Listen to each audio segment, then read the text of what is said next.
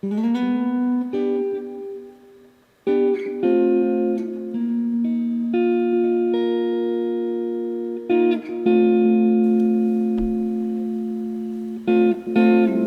it's Paul. In this clip I want to look at the most common presentation of adenocarcinomas in serous effusion specimens.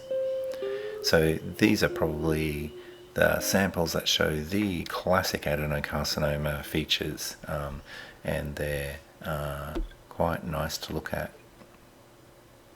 This is a classic example, an ovarian adenocarcinoma in ascites. You can see at this power there is enormous variation in size and shape, and there's clusters of cells that show really quite prominent big vacuolation in the cytoplasm.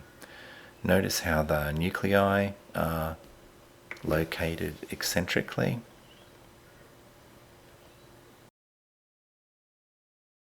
This is the PAP. You can see nuclei are polarized, and you've got all these vacuoles in the cytoplasm, some of them really quite large secretory type vacuoles, some of them foamier and small. Nuclei tend to be arranged around the outside of all of the groups, so acinar-like.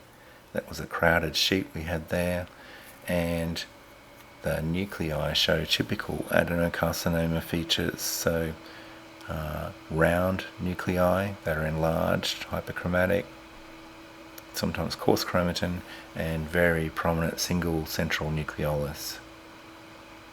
Notice how much vacuolation there is within groups of cells here. So mesothelial cells don't usually do that. So just seeing that is a useful feature for identifying adenocarcinoma.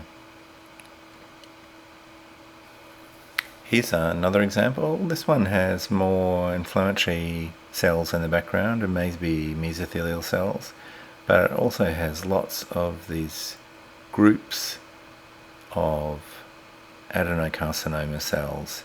See how the vacuolation appears quite clear, and see how much variation there is in nuclear size here.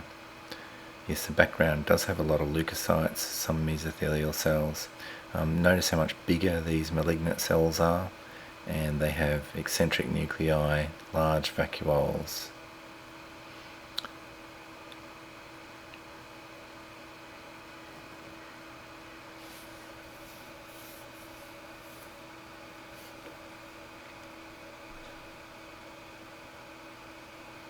Here's another example. Again, you can appreciate at low power the lovely glandular arrangements of these cells.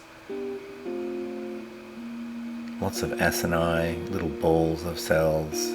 Again, really highly vacuolated cytoplasm, prominent nucleoli, and eccentrically placed nuclei.